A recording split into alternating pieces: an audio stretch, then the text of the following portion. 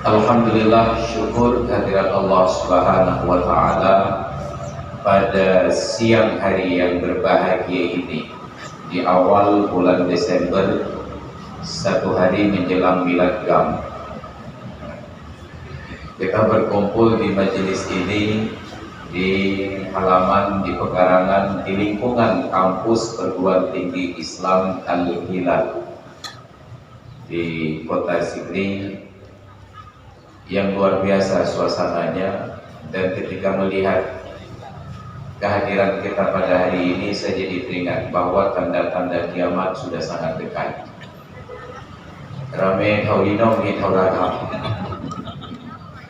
nyo katelunya.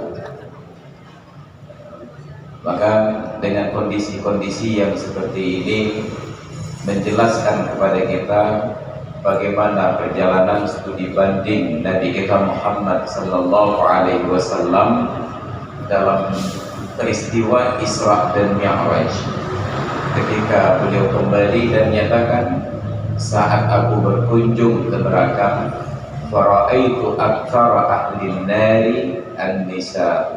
Aku lihatlah ternyata mayoritas penghuni neraka adalah perempuan. Nabi tidak melihat yang di surga bagaimana, padahal yang di surga pun yang paling banyak perempuan.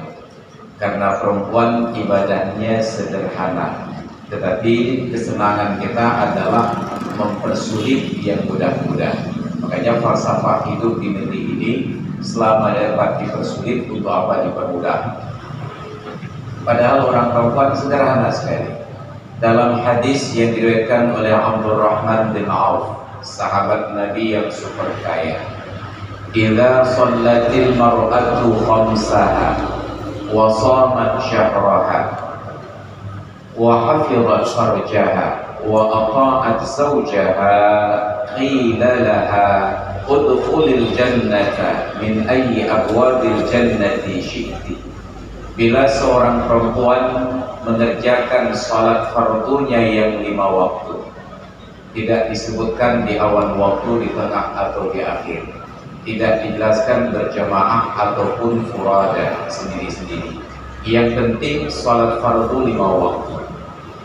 Wasamat syahraha, dan berpuasa di bulan Ramadannya saja. Tidak ada puasa sunat Asyura, Tasu'a, Tarwiyah, Arafah, Senin, Kamis, hanya puasa Ramadan saja. Wa hafizat farjaha, dan dia jaga faradnya, tidak berbuat zina, tidak pamer aurat. Wa ata'at zawjaha, dan yang terakhir dia patuhi suaminya. Qila laha, kelak di akhirat ada perintah kepadanya, udkhulil jannata min ayyi abwabil jannati syi'ti. Silahkan masuk ke dalam surga lewat pintu mana saja yang kamu suka. Jadi waktu dia terdengar hadisnya, wadah aja kamu yang akan wujud pinau lepas dah kita surga. Anak payah pula minggu yang apa halu anak. Tapi ternyata provokasinya terbalik. Maka hari ini dimanapun ada zikir berjamaah, yang paling ramai itu belum pakai lekong. Nyan dato ketinggai, anak ketinggai, tuan ketinggai, ulenci ketinggai, kita tak nak kotor. Ayam pimpin zikir kalau kotor, karena promoro jika anak kita. Ini terbalik, konsep yang tidak sesuai dengan aulawiyah dan prioritas.